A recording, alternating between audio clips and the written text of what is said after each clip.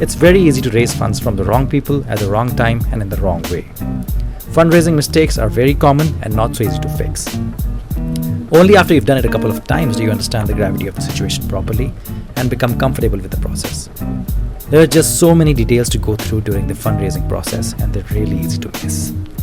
Hi, I'm Akhil Sharma, and I'm the founder and CEO at Dominate.ai, which is just a more efficient and effective sales management tool for B2B sales teams. And in the upcoming videos, I'll take you through all the details that you need to wrestle with when it comes to raising funds. But for today, I'm going to share with you 5 ways to not raise funds for your startups. 1. By raising from friends and family. The problem with this is that your friends and family are not savvy investors, and they probably won't ask you a lot of questions. And what you need is exactly the opposite of this. You need someone to ask you a lot of questions about what you intend to do with the money that you receive. And what this does for you is it forces you to plan really well and find interesting ways to use the money more effectively. And since the money doesn't belong to someone you know, you're very careful with it, and they give you a very tough time for every small wrong decision that you make. The other reason why raising investments from your friends and family in any round is a bad idea is because at any stage in the product life cycle, you need way more money than you think you do. No matter how well planned you are, you will always fall short because plans on paper look very different from what happens during actual execution. So a situation where you raise money from friends and family and are still unable to execute your plans properly because of falling short on cash is something you don't want to fall into. 2. By raising money when you need it.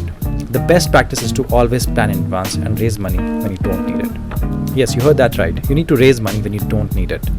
If venture capitalists smell it off you that you desperately need money, only 2 things will happen. A. They won't invest because they would judge you to not be a great planner. And B. If they invest, they will try and exploit you to get a larger stake in your business for a much lesser than usual investment. Also, it usually takes quite a while to complete the fundraising process. Actually, way longer than you would expect. Because there's just so much paperwork involved, and from the day you sign the deal, it takes a couple of months for the money to actually hit your bank before you can start using it. And this makes it imperative that you plan and start your fundraising journey way before you actually need the money. 3. By not knowing how to think from a venture capitalist perspective. You generally won't do really well in a fundraising round if you don't evaluate yourself from a venture capitalist perspective. You need to be well aware of the tools such as DCF, PTA, and comparable analysis that they would use to find the valuation of your company. This would help you share the right details with the VCs and also understand objectively where you stand as a business model. The best practice is to read blogs, read books, and watch a lot of videos on valuation so that you're able to see things from a venture capitalist perspective and understand why and how they invest so that you're able to present your numbers in a way that looks way more attractive to the investors. And you also understand critical things like how much equity to share and all the other options that you have while bringing someone on board. 4. By having way too many partners.